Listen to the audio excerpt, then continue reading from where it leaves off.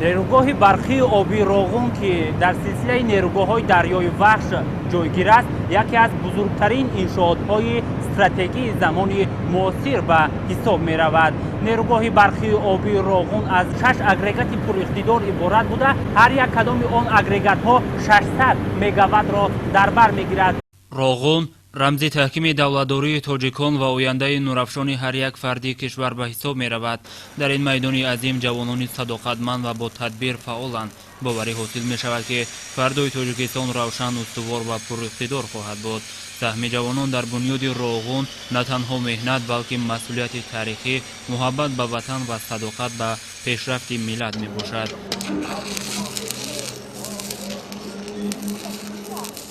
зимини боздид аз ин иншоот барало мушоҳида гардид ки дар пешбурди корҳои васлу насби таҷҳизоти азими энергетикӣ ва арматурхобонӣ мутахассисони баландпояи ватанӣ нақши асосиро иҷро менамоянд.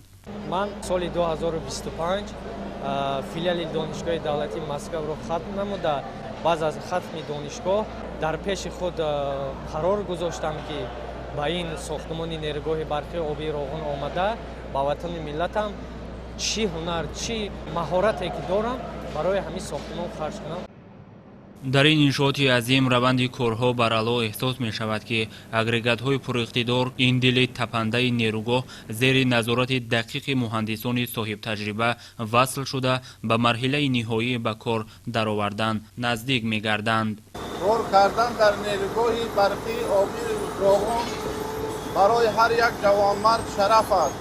мо ҷавонон роғунро месохем.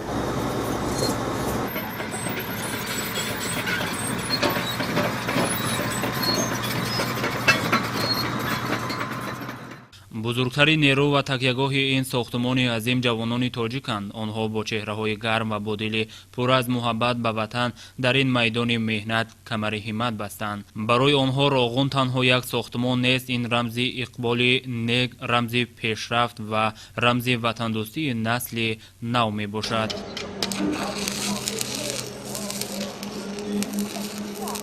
ин роғун ифтихори миллати тоҷик мебошад ки мо бо неси 6 сол шуд ки кор мекунем, дар инҷо фаъолият дорем.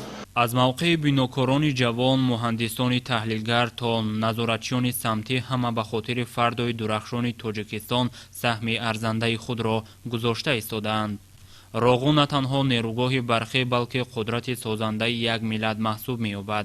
ин ҷо орзу ба амал мубаддал мешавад ва дар ҳар қатраи обе ки агрегатҳоро ба ҳаракат медарорад, нерӯи иттиҳоди мардумамон эҳсос мегардад. роғун сарчашмаи ифтихори миллии ҳар як фарзанди тоҷикистон мебошад. бо бунёди роғун ормону орзуҳои ҳазорсолаи мардуми шарафманди тоҷикистон ҷомаи амал мепӯшад. барои ободию пешрафти кишвари азизамон бояд ҳама аз як гиребон сар баровард. имрӯз роғун танҳо як лоиҳаи стратегӣ нест, ин рамзи ваҳдат, рамзи қудрат ва рамзи ояндаи равшани тоҷикистони азиз аст.